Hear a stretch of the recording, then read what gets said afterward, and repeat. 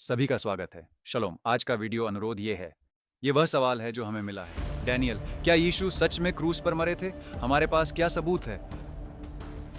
अब ये कोई छोटा सवाल नहीं है, क्योंकि सोचिए, अगर यीशु क्रूस पर नहीं मरे तो इसका क्या मतलब है? इसका मतलब है कि ईसाई धर्म झूठा है।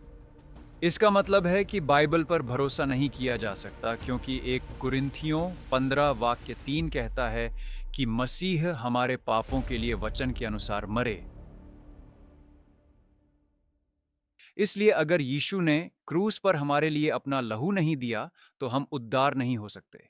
इसलिए यह सवाल बहुत महत्वपूर्ण है। इसलिए आइए बाइबल और गैर बाइबल सबूत देखें। पहले बाइबल के सबूत देखें तो हमारे पास केवल एक प्रत्यक्षदर्शी नहीं, हमारे पास कई हैं। मत्ती, मरकुस, लूका और यूहन्ना, और वे सभी कहते हैं कि उन्हें क्रूस पर चढ़ाया गया था। उदाहरण के लिए मत्ती 27 वाक्य 26 कहता है, यीशु को कोड़े लगाए गए और क्रूस पर चढ़ाने के लिए सौंप दिया गया। मरकुस 15 वाक्य 15, यीशु को कोड़े लगाए गए और क्रूस पर चढ़ाने के लिए सौंप दिया गया।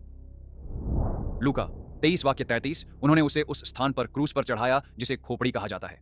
अब हमारे इजराइल टूर के साथ हम आपको इस स्थान पर ले जाएंगे। यही वह पहाड़ है जो खोपड़ी जैसा दिखता है। पुराने समय में यह और भी ज्यादा ऐसा दिखता था। उसकी तस्वीरें अब भी हैं। मैंने इसे अपने शुरुआती 20 में देखा था, जब मैं नई सृष्टि मसीही बना। यही माना जाता है कि यीशु की मृत्यु हुई थी, ऊपर नहीं बल्कि नीचे। यह है स्कल रॉक। यह उन स्थानों में से एक है जहां माना जाता है कि यीशु को क्रूस पर चढ़ाया गया था, लेकिन शायद ऊपर नहीं बल्कि वास्तव में नीचे। यहां अगला यूहन्ना 19 वाक्य 18, यह लिखा है, उन्होंने उसे 2 अन्य लोगों के साथ क्रूस पर चढ़ाया, एक हर तरफ। मत्ती के अध्याय 27 वाक्य 50 के अनुसार यीशु ने अपनी आत्मा को सौंप दिया। मरकुस के अध्याय 15 वाक्य 37 के अनुसार यीशु ने अपनी अंतिम सांस ली। लूका 23 वाक्य 46, यीशु ने अंतिम सांस ली। यूहन्ना 19:30, उसने अपना सिर झुका लिया और अपनी आत्मा सौंप दी।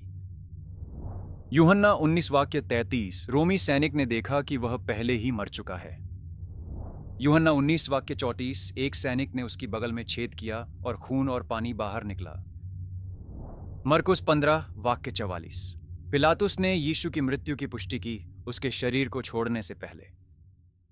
अब मैं ये बहुत जल्दी कहना चाहता हूं, क्योंकि बहुत से लोग कहते हैं कि ये सुसमाचार तो यीशु के बहुत बाद में, सैकड़ों साल बाद लिखे गए थे। ये एक झूठ है। हम ये कैसे जानते हैं? क्योंकि यह एक तथ्य है कि सुसमाचार प्रत्यक्षदर्शियों यानी शिष्यों के जीवन काल में ही लिखे गए थे। इन्हें 100 ईस्वी से पहले ही कलीसिया के नेताओं द्वारा उद्धृत किया गया था और 1000 प्रारंभिक पांडुलिपियां मौजूद हैं। उनमें कोई प्राचीन इतिहासकार यह दावा नहीं करता कि वे सैकड़ों साल बाद लिखे गए। मरकुस का सुसमाचार करीब 60 से 70 ईस्वी एडी में और मत्ती का 60 से 80 ईस्वी एडी में लिखा गया। पहली सदी के चर्च नेताओं ने भी इन्हें उद्धृत किया था। लूका सुसमाचार 60 से 80 ईस्वी का है, 60 से लेकर 80 तक। यह लूका द्वारा लिखा गया था, जो पौलुस का साथी था, और हम जानते हैं कि प्रेरितों के काम पौलुस की मृत्यु से पहले समाप्त हो जाता है, जो 64 से 66 ईस्वी के बीच हुई थी। और फिर यूहन्ना का सुसमाचार 80 से 95 ईस्वी के बीच लिखा गया। फिर से इसे भी प्रारंभिक कलीसिया के नेताओं जैसे पॉलीकार्पस, इरेनियस ने प्रमाणित किया है, और प्रारंभिक पांडुलिपियां भी दशकों के भीतर उपलब्ध हैं। अब निश्चित रूप से शिष्यों के यीशु के साथ 3 साल तक रहने और फिर स्वयं क्रूस पर चढ़ाए जाने को देखने और बाद में उसे लिखने के अलावा, हम जानते हैं कि और भी कई लोग थे जिन्होंने वही देखा। सिर्फ उन्होंने वही नहीं देखा, बल्कि वे सभी उस पर विश्वास भी करते थे। क्यों?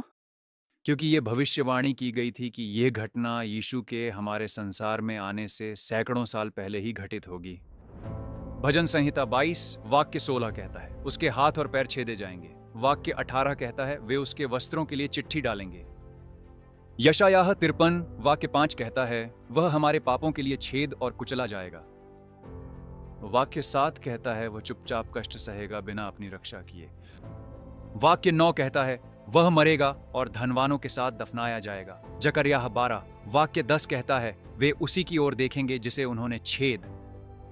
यह आश्चर्यजनक है कि ये भविष्यवाणियां सदियों पहले लिखी गई थीं। यहां तक कि रोमन लोगों की क्रूस पर चढ़ाने की पद्धति भी तब अस्तित्व में नहीं थी। उनमें कोई और धार्मिक पुस्तक बाइबल की किताब के करीब भी नहीं आती। पुराना नियम, केवल यीशु के अलावा सभी विश्व साम्राज्यों की बाकी सभी भविष्यवाणियां, सब कुछ सच हुआ है। लेकिन जब हम यीशु की भविष्यवाणी को देखते हैं तो न केवल यह कि वे आएंगे, बल्कि वे कैसे आएंगे और कैसे मरेंगे यह भी बताया गया है। अब गैर बाइबल स्रोतों का क्या?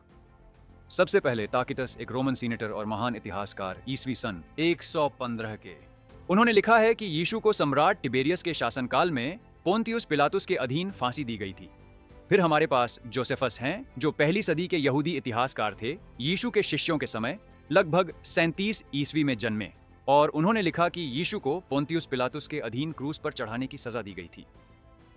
बेबीलोनियन तलमुद, यह एक यहूदी धार्मिक ग्रंथ है और यह प्रारंभिक परंपराओं को संरक्षित करता है, और इसमें दर्ज है कि यीशु को फांसी दी गई थी, जो एक शत्रुतापूर्ण यहूदी स्रोत से उनकी मृत्यु की पुष्टि करता है।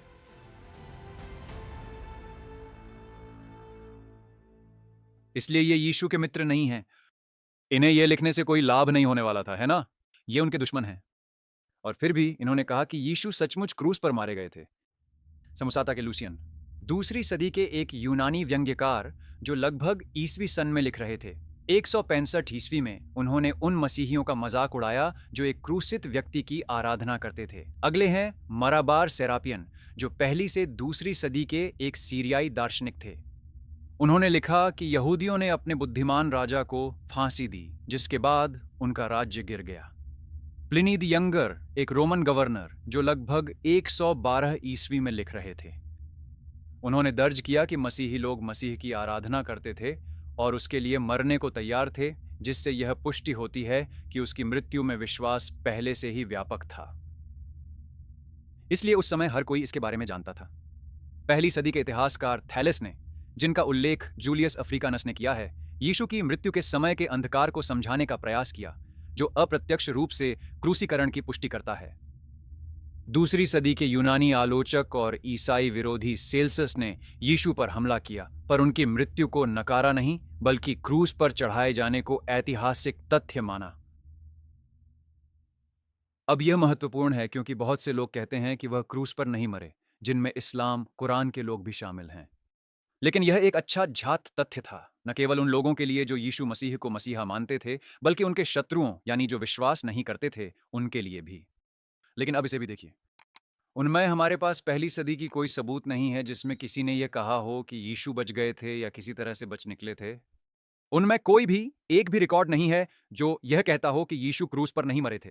अब इसकी तुलना इस्लाम से कीजिए। उदाहरण के लिए, दोस्तों, मुझे उम्मीद है कि आप इस वीडियो का अब तक आनंद ले रहे हैं, क्योंकि यह डीएलएम पार्टनर्स की वजह से संभव हो पाया है।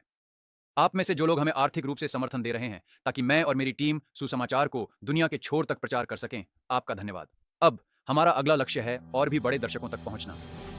हम यह पॉडकास्ट के जरिए और साथ ही अपने उपदेशों को डब करके दुनिया की 5 सबसे बड़ी भाषाओं में सुसमाचार प्रचार करके करना चाहते हैं। हिंदी, मैंड्रिन, चीनी, स्पेनिश, फ्रेंच और अरबी जैसी प्रमुख भाषाएं, और इसके साथ ही रुआक एंटरटेनमेंट के भीतर अपनी एक नई और प्रभावशाली टीम को तैयार करना भी हमारा एक प्रमुख लक्ष्य है। यहीं पर हम दुनिया के 3.2 बिलियन गेमर्स तक खेलों के माध्यम से सुसमाचार प्रचार करने की योजना बना रहे हैं। इनमें से अधिकांश कभी भी किसी चर्च में कदम नहीं रखेंगे। अब अगर आप हमारी सेवकाई के साथ साझेदारी करना चाहते हैं तो बस हमारी वेबसाइट DLM क्रिश्चियन लाइफस्टाइल पर जाए, डोनेट पर क्लिक करें और फिर जानकारी भर दें, जैसा कि आपको परमेश्वर द्वारा प्रेरित किया जाए। आपके सभी समर्थन के लिए धन्यवाद, जिसमें सभी प्रार्थनाएं भी शामिल हैं, क्योंकि हमें इसकी आवश्यकता है। अब आइए आज के संदेश पर वापस चलते हैं। इतिहास में ऐसा कोई भी एक भी ऐतिहासिक रिकॉर्ड मौजूद नहीं है जो यह कहता हो कि यीशु क्रूस पर नहीं मरे थे। अब इसकी तुलना इस्लाम से करें। उदाहरण के लिए, कुरान का दावा है कि यीशु को क्रूस पर नहीं चढ़ाया गया था, लेकिन यह दावा घटना के 600 साल बाद सामने आया। यह हर पहले के ऐतिहासिक स्रोत का खंडन करता है, जिनमें रोमन, यहूदी और ईसाई अभिलेख शामिल हैं। इतिहास खुद अपनी गवाही देता है। यीशु मसीहा के बारे में भविष्यवाणी की गई थी कि वे आएंगे, वे क्रूस पर मरेंगे, और उन्होंने ऐसा ही किया। 3 दिन बाद वे मृतकों में से जी उठे। लेकिन आप जानते हैं, यीशु के बारे में की गई 300 से अधिक भविष्यवाणियां जो उनके आने के बारे में थीं, वे क्रूस पर चढ़ाए जाने से शुरू नहीं हुई थीं। वे इस बात से शुरू हुई थीं कि वे कैसे और कहां जन्म लेंगे, क्या आपने कभी खुद से पूछा है, अगर आप हिंदू, बौद्ध, मुस्लिम या नास्तिक हैं, तो क्यों केवल बाइबल में ही ये सारी भविष्यवाणियां हैं जो सच साबित हुई? क्या आपने कभी वास्तव में उन भविष्यवाणियों को देखा है और उनकी तुलना सभी अन्य धार्मिक पुस्तकों, संस्थापकों और उनकी शिक्षाओं से की है? क्या आपने इसे देखा है? बिल्कुल, केवल भविष्यवाणियां ही इसे सत्य नहीं बनाती, क्योंकि उनमें बहुत कुछ है। लेकिन मैं भविष्यवाणियों पर, खासकर यीशु मसीह के बारे में थोड़ा और ध्यान केंद्रित करना चाहता हूँ। उदाहरण के लिए, यीशु का जन्म सभी जगहों में से बेतलेहेम में ही क्यों हुआ? ठीक इसी समय पर क्यों? और कैसे पूर्व से आए ज्योतिषी, जो यहूदी नहीं थे बल्कि तारे पढ़ने वाले थे, उन्हें यह कैसे पता चला? और क्यों परमेश्वर ने इसे चरवाहों को स्वर्गदूत के माध्यम से प्रकट किया? और यीशु का जन्म क्यों हुआ? एक चरनी में? और उस समय के तारा चिन्हों का प्रकाशित वाक्य 12 की भविष्यवाणी से क्या संबंध था? अगर आप भी मेरी तरह जिज्ञासु हैं, तो इस वीडियो को यहाँ देखें जहाँ मैं आपको यह समझाता हूँ। मैं बेतलेहेम जाता हूँ। ये एक बहुत ही रोचक वीडियो होने वाला है, यहाँ तक कि परिपक्व मसीहियों के लिए भी, क्योंकि उनमें बहुत कुछ है जो ज्यादातर लोग नहीं जानते। अगले वीडियो में हम इस सवाल का सामना करेंगे कि क्या यीशु सच में मृतकों में से जी उठे थे? पक्का करें कि आप सब्सक्राइब करें। कभी मत भूलिए, परमेश्वर आपसे प्रेम करता है और मैं तुमसे प्रेम करता हूँ। अलविदा।